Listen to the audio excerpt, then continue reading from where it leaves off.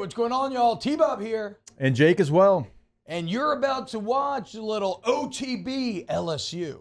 We're going to give you all the latest, greatest between LSU football, baseball, women's basketball, softball, and everything in between. Bottom line, if you want to talk Tigers, keep it locked, subscribe, like it, and we hope you enjoy. Go Edit says, got to put pressure on Milrow to help with the DBs. Yes and no. Like we kind of pointed out, pressure on Milrow has been kind of irrelevant this year because there's been a ton of it, but it hasn't really mattered at the end of the day. It's one of the rare games that I can ever say when I'm like, I don't think that it doesn't hurt. Don't get me wrong. I'm not saying like that pressure's not going to at least help in some way, but it doesn't feel like a major key in this one, in my opinion.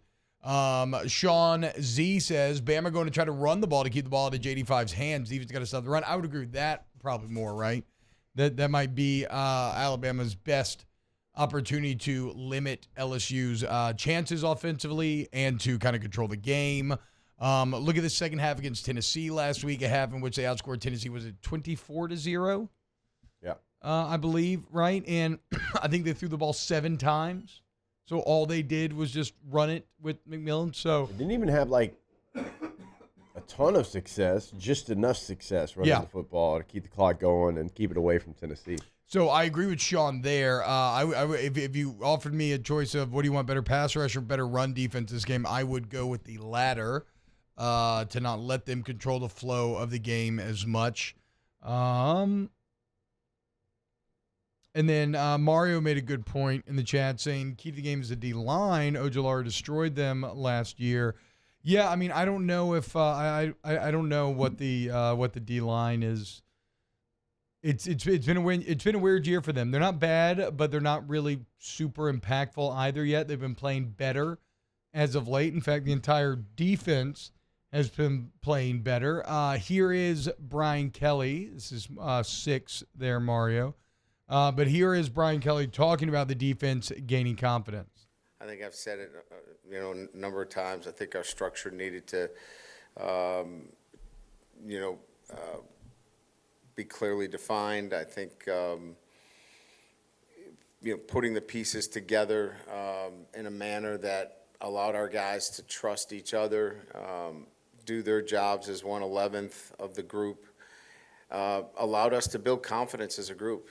And then you got to make some plays, right? We made some plays, and it had spilled on. It has, obviously gave the guys and the unit more confidence, and you get confidence by making plays, and they hadn't made a lot of plays, quite frankly. So structure, trust, and making plays, I think those 3 components coming together has allowed this defense to play better. Now, again, we have a long way to go. I mean, we're going to play some really good football teams with certainly Alabama, Texas A&M, Florida, and Georgia State's a pretty darn good football team as well. So we still got some work in front of us. To really have this conversation right now is a little bit premature, but we're making the progress necessary. And then our offense has to continue to excel at the highest level because they're going to play some really good defenses too. Yeah, and also you could have tacked on because they're going to be the key to winning any game from here on out, as they have been the entire year. So that's, I mean, look, that's kind of it on the Kelly press conference. What he said yesterday. Maybe here's the last one. This is gonna be Kelly too, talking about working over the bye week. Yeah, we're very intentional about our work. We as you know, we're certainly a football team that needs to improve. We've identified a number of areas that, we have to get better at. We're young in some areas. We're trying to develop depth. There are some players that are going to get an opportunity to compete that have not played a lot of football. So there's a lot of work over these next couple of days that our team needs these practice days, and we're taking full advantage. Now, we understand that, you need some active recovery as well. And like everybody else in the country, we'll get out and do some evaluations, use some of our evaluation days. But clearly, this is not a, check the box, run around, camp 7-on-7. I mean, we need to get better. Yeah, and he's not wrong there. And look, this is the time of year. Football's fun up to this point, but end of October, beginning of November, this is truly when the good teams start to separate, right? This is when the good teams start to play their best football. Is basically what LSU did last season until, well, I guess they kind of end up faltering at the end, honestly. But, and look, and that's why they end up, not winning the SEC, ended up with 4 losses, right? The great teams start to play their best football at this time of year. You do, and a bye week situation.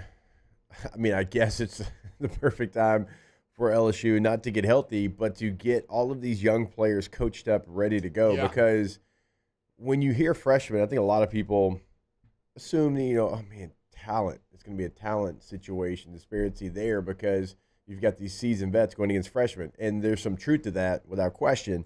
But to me, it's always more mental in the fact that you're going to be now, it's baptism by fire. You're no longer going to be like walking.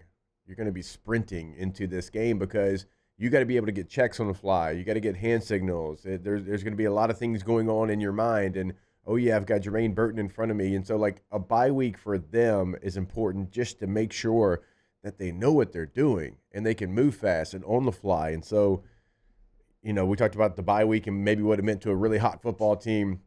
I think that was yesterday, even Monday. But right now, with all the new that you're going to have on there on defense, and you probably need it. And, like, for the older players, like, this probably was like, hey, let's get some rest. Let's get 3-4 days off. But I would assume those young players, they probably were in there every single day, even if it was an off day. Yeah, I would hope so. And, hey, don't be scared, okay? Don't be scared going into this thing. Just go, leave it all out there on the field.